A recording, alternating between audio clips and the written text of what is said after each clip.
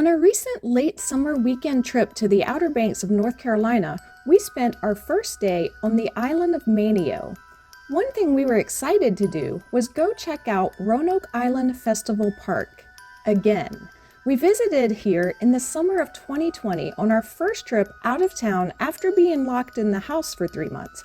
We enjoyed the visit to this historic site, and we did a video about it for this channel.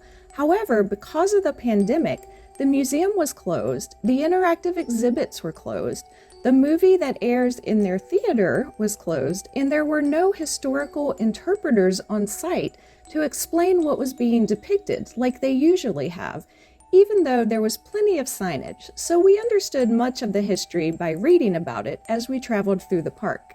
When the park fully reopened in 2022, we got a comment on our video from the park encouraging us to return for the full experience. And so this year, we made time in our itinerary to do just that.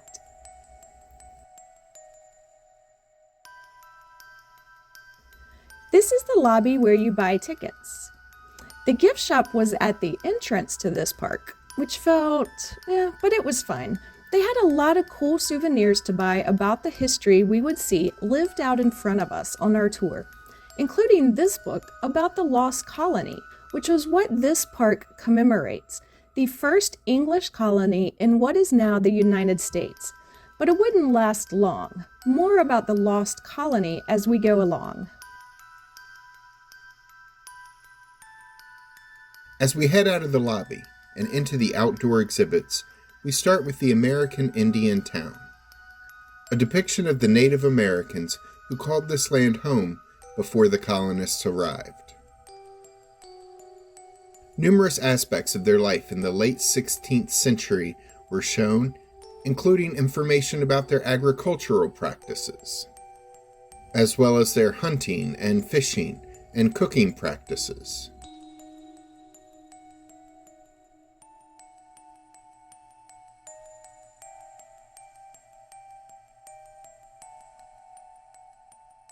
They had a couple examples of longhouses that members of the Algonquian tribe would live in. And inside the longhouses were interactive exhibits about the tribe's trades with the colonists, as well as the Algonquian language, through which their oral traditions were passed to younger generations through storytelling.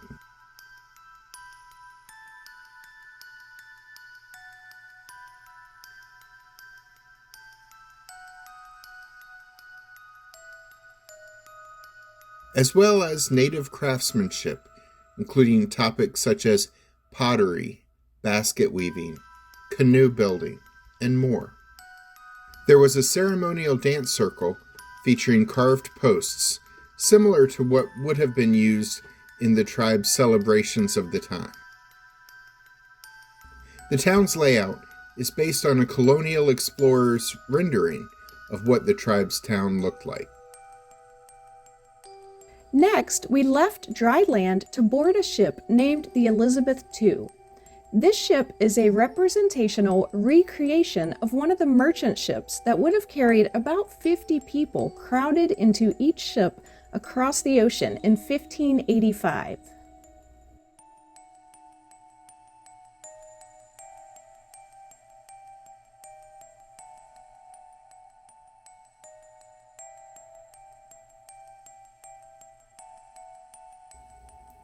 You can tour through most areas of the ship, including down inside, where a costume interpreter demonstrated how to raise the ship's anchor.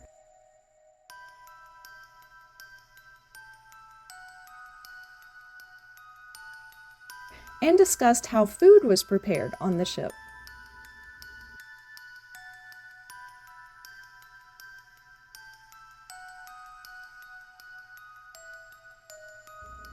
And the sleeping quarters. The officers have their own beds, and the captain has his own room, but everyone else just slept on the floor. It was fun to imagine what life was like on such a ship and hear the interpreter discuss the difficult realities of living on this ship for 6 to 8 weeks at sea.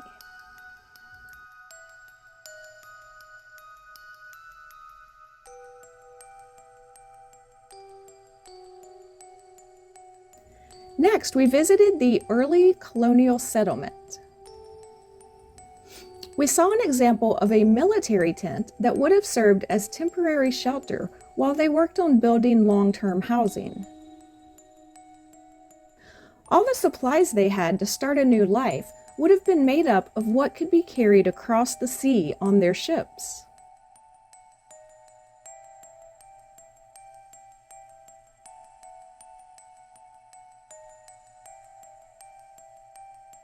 There was an interpreter there demonstrating the use of a bow lathe to make table and chair legs. Without modern electric lathes, it takes a good deal of human energy to keep this running. The interpreter let us try it out for ourselves. We were not particularly good at it. He made it look very easy. So, make sure if it's going all the way up and all the way down. You change your angles to get different shapes. You'll do about 100 legs in a day.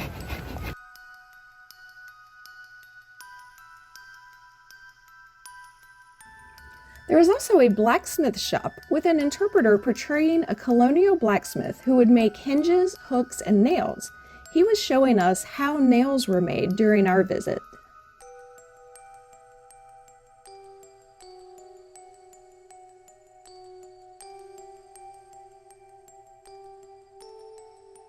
We were then glad to duck into the air conditioning of the park's 50-seat theater to watch a 45-minute film called The Legend of Tupaf, about two Native Americans, Manteo from the Croatan tribe and Wanchese from the Roanoke tribe, who both developed relationships with the English settlers.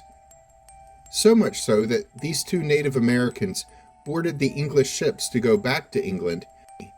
They spent several months in England learning about the culture and even meeting the Queen.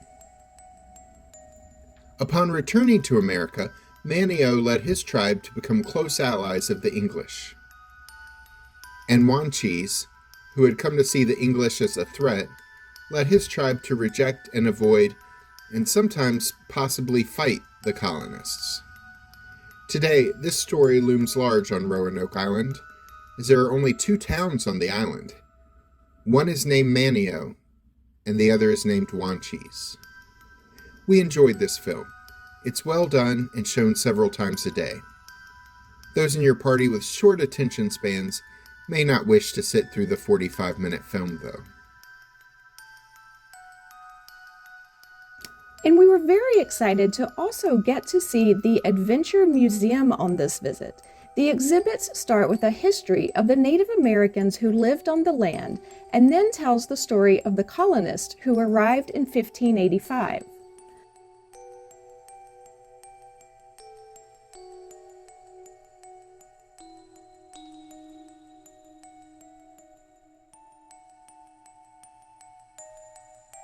Throughout the museum, there are interactive exhibits like this one, where kids can try on 16th century attire.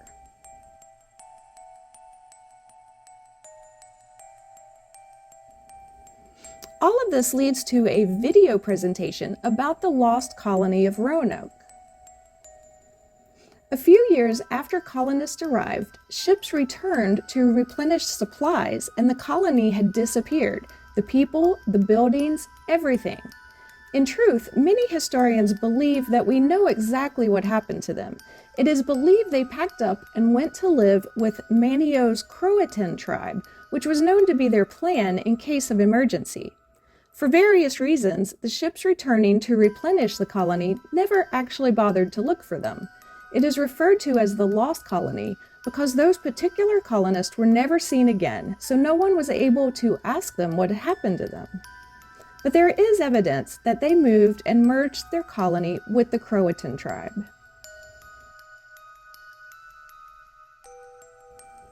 From there, this museum takes you through the island's history of pirates and the Civil War and life-saving stations, and then sailing and fishing and hunting and tourism.